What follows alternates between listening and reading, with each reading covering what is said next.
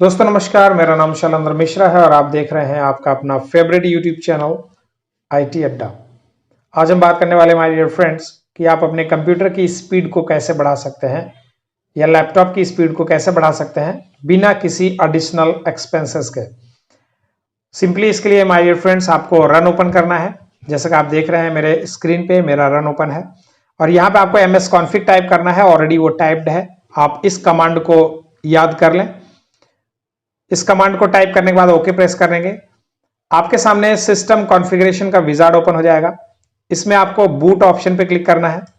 Boot option के बाद यहाँ पे बूट कॉन्फ़िगरेशंस खुल जाएंगी सारी, जिसमें आपको एडवांस्ड ऑप्शंस पे क्लिक करना है।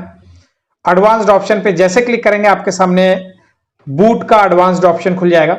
यहाँ पे आपको नंबर ऑफ प्रोसेसर्स को चेक कर देना है और यहाँ पे नंबर ऑफ प्रोसेसर में जो सबसे बड़ी डिजिट आपको दिख रही होगी, जैसे मेरे केस में 6 है तो मैं यहाँ 6 लूंगा। आपके केस में 8 हो, 10 हो, 4 हो, 2 हो, व्हाटएवर जो भी आपको यहाँ पे मैक्सिमम डिजिट समझ में आ रही है वो आप यहाँ पे कोर्स में सेलेक्ट कर लेंगे।